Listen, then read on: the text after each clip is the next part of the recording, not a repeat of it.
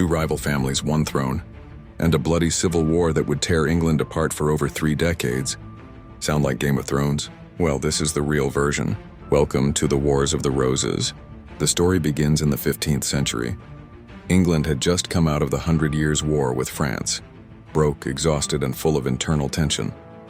At the center of it all, 2 branches of the royal Plantagenet family, the House of Lancaster and the House of York.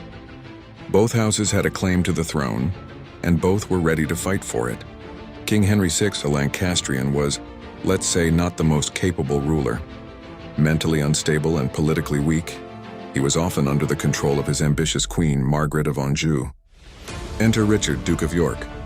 He believed he had a better claim to the throne, and more importantly, he had the support of many powerful nobles.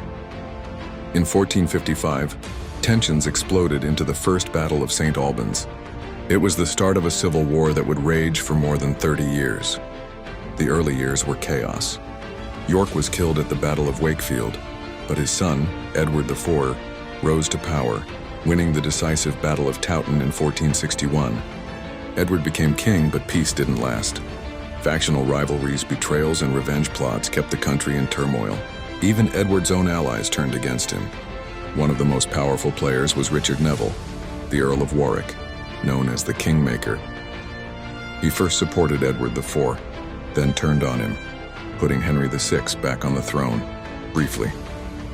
Edward returned, defeated Henry's forces, and this time, made sure Henry wouldn't come back. Edward IV died in 1483. His young son, Edward IV, was supposed to become king, but he vanished along with his brother while in the Tower of London. Suspicion fell on their uncle, Richard, Duke of Gloucester, who took the crown for himself as Richard III. But the Yorkist grip on power was fading. A new challenger emerged, Henry Tudor, a distant Lancastrian heir in exile. In 1485, Henry met Richard III at the Battle of Bosworth. Richard was killed in combat, and Henry was crowned Henry VII. He married Elizabeth of York, unifying the two houses and ending the Wars of the Roses. The Tudor dynasty would go on to rule for over a century, giving us iconic monarchs like Henry VIII and Elizabeth II. But it all started with a brutal power struggle where family loyalty meant little, and the crown changed hands again and again. If you enjoyed this breakdown of the Wars of the Roses, hit like and don't forget to subscribe for more videos.